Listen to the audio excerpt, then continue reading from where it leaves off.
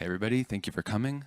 Yeah, my talk was originally called The Economics of Modular Blockchains, but I realized that that was a very broad topic and it'd have to cover a lot of breadth and not go very deep on any specific issue. So I thought I'd kind of apply some of the principles I was thinking about in that original topic towards answering a very practical question that I think that the industry needs.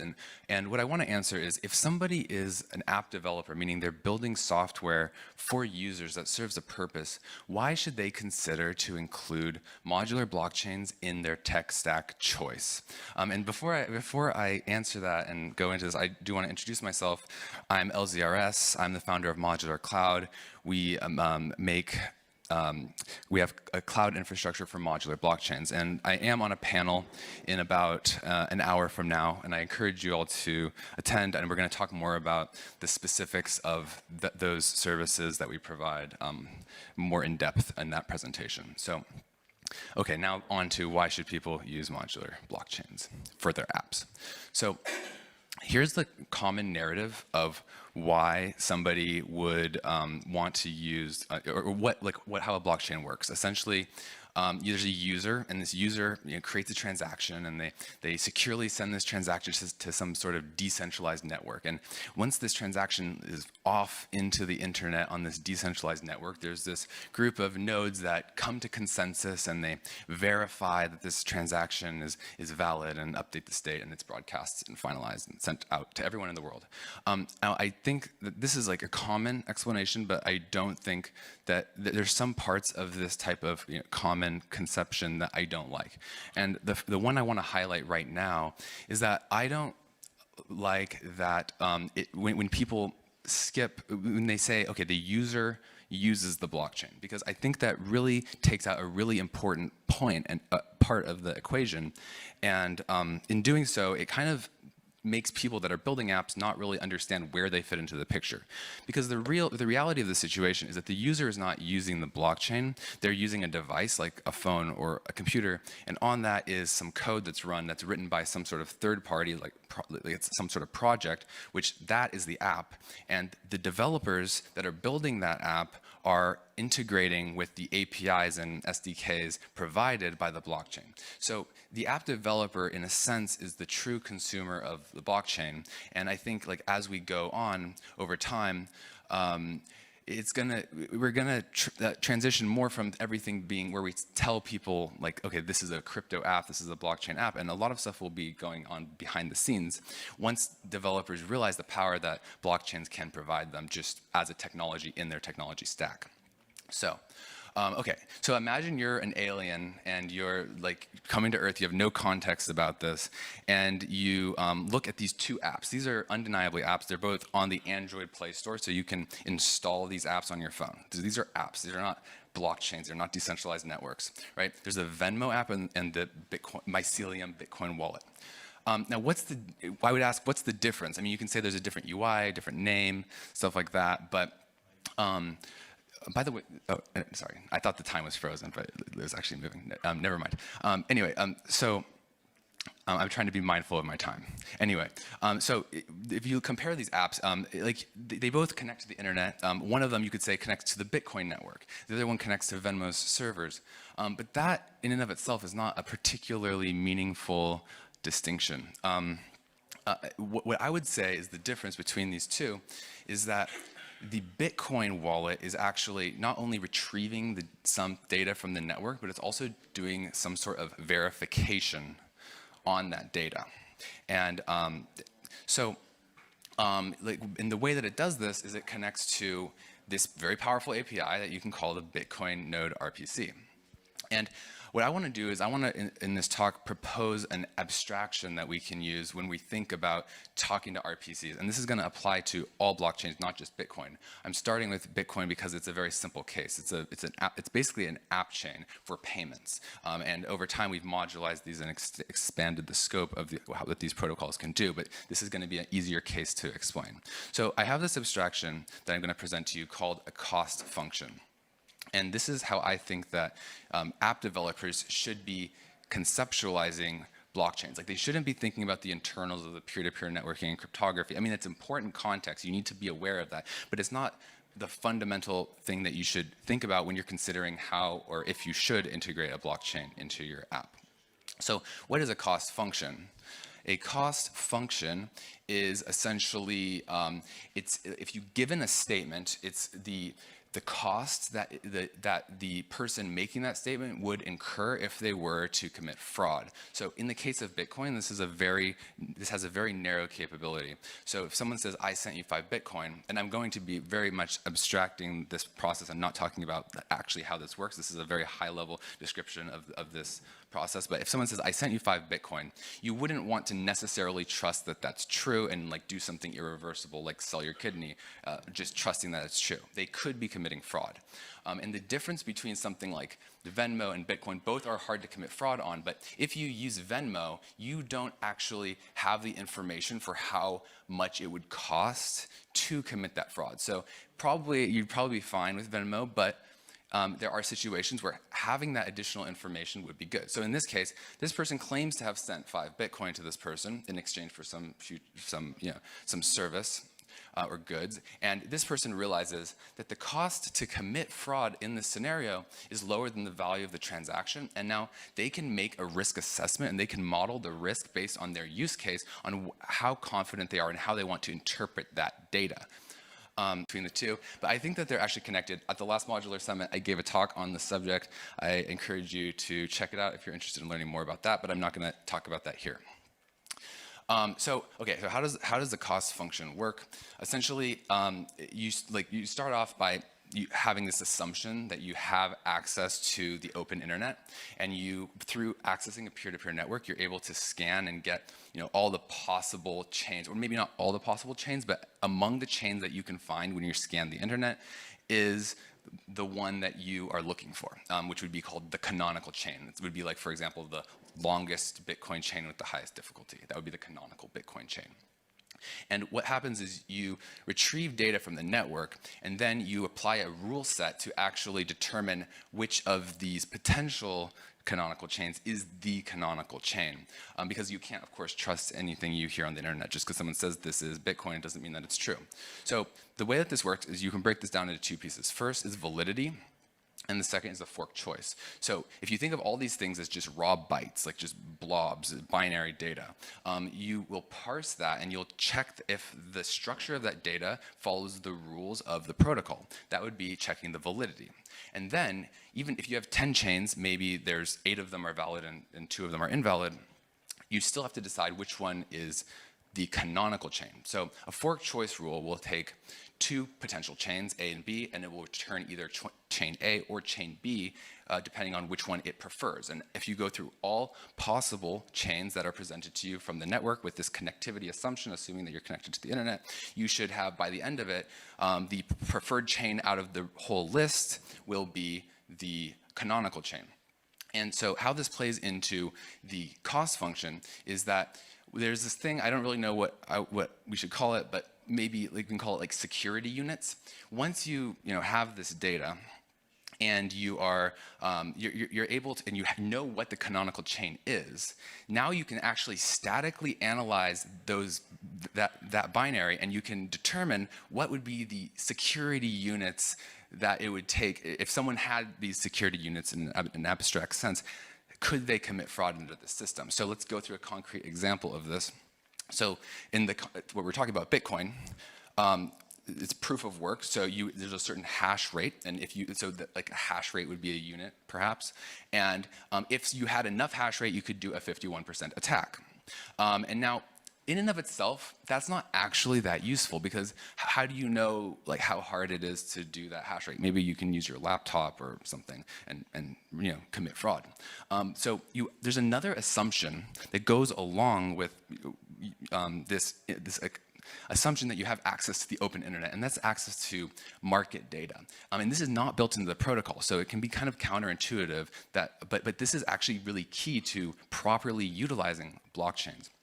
And so with this market data, basically what you want is the cost of the hash power. So in this case, essentially, I don't actually know how people really calculate this, but I assume it's basically like the electricity costs and maybe something to do with like hardware. But there is a way that you can model the cost of getting the hash rate that you need to commit fraud. And from that, this is what you would have as the cost function. And you can now say, based on this statement that I'm verifying, how expensive would it be to commit fraud in this case? And then now I can determine, based on the circumstances for my application, how I want to interpret what is on the blockchain.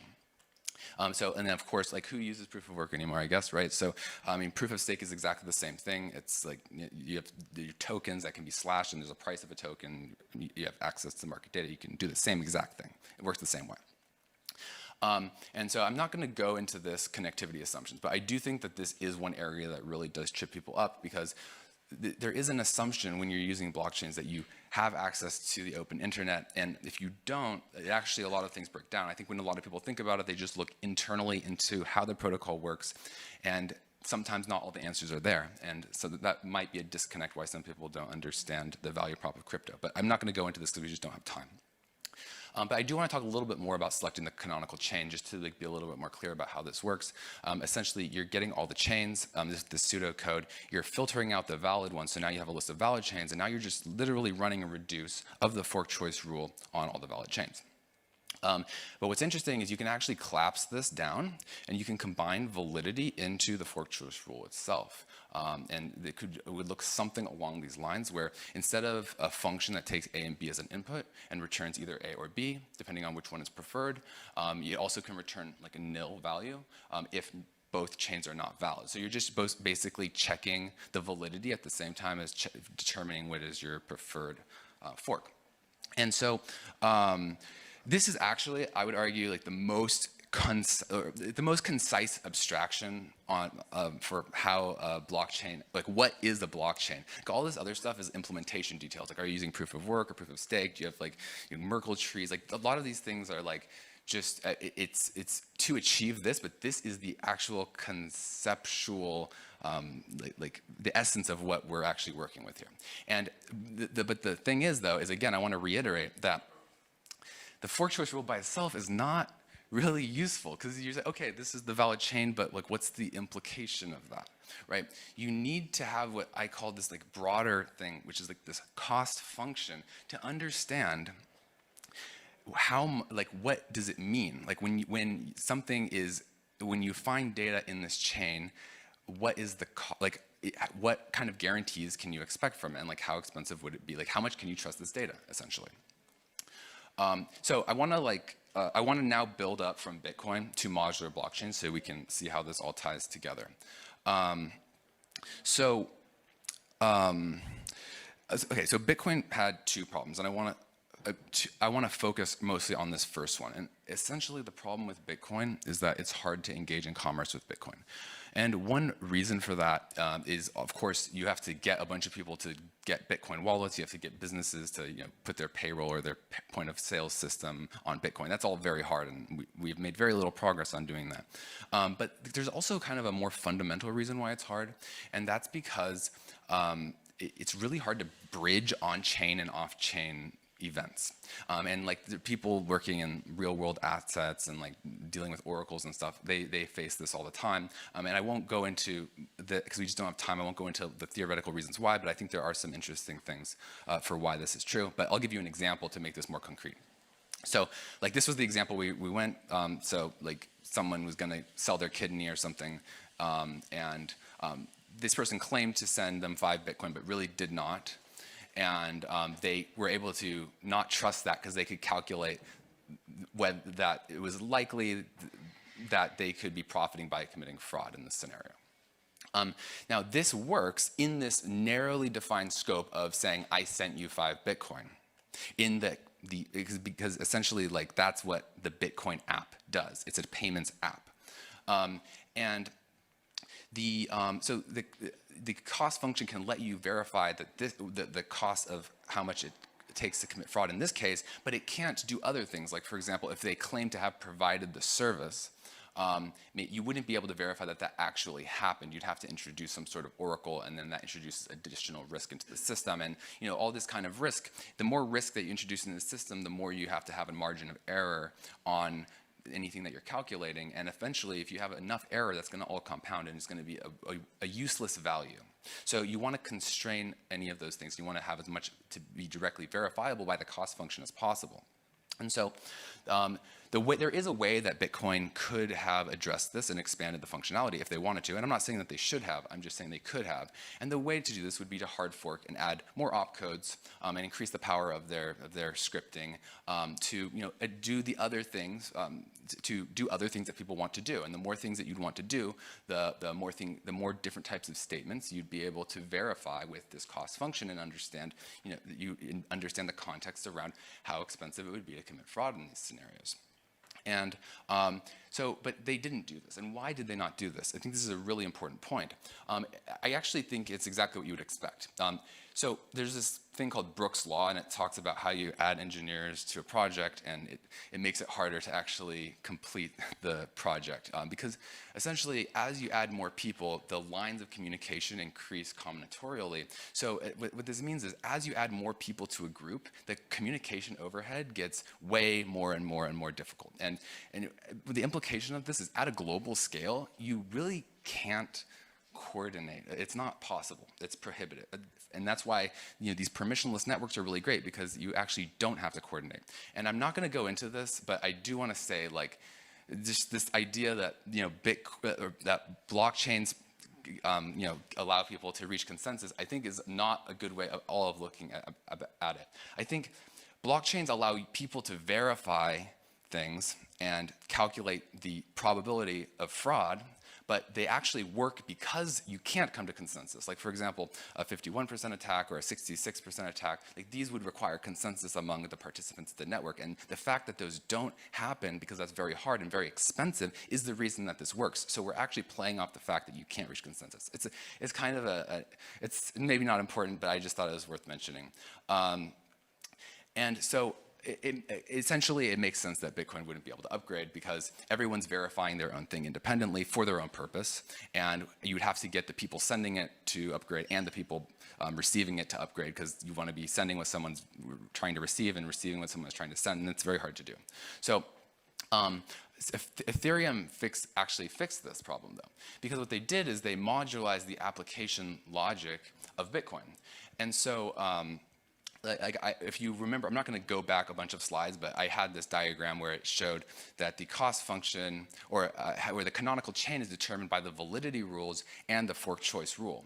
Well, essentially what Ethereum did is they modularized the validity rules. And so you're able to essentially do something like this, which is where you can make a statement like, I did X according to module Y. And that module Y would be a modular validity rule set that can be loaded all into the same blockchain.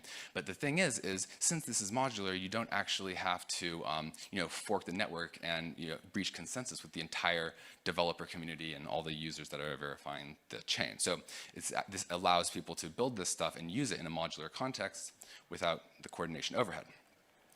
So allowing you to not just have a modular validity set, validity rules, but also a modular fork choice rule. So you're able to define, so like if you think about like a rollup on Celestia, for example, essentially that rollup has its own fork choice rule with its own validity rules and its own fork choice, but it also uses Celestia's fork choice rule as an input. So it's not just a function that takes A or B, it's a higher order function that takes A, B, and another function which is a fork choice rule.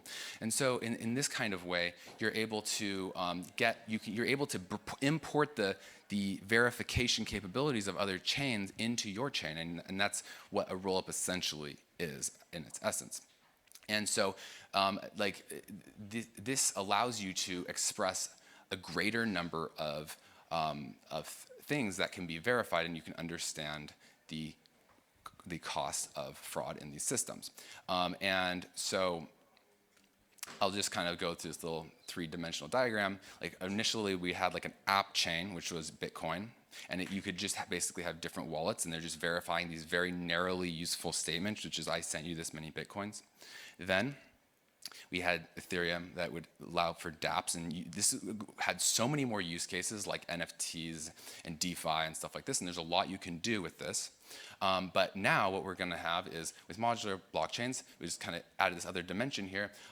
Since you can customize the full fork choice rule, you're actually able to even do more interesting types of things. Like, for example, you can customize, you can like decrease the level of security, and so but you can increase like performance as a result, and you can verify things you have more customizability in actually setting the parameters for for detecting fraud in the use case that you are actually building for as an app developer.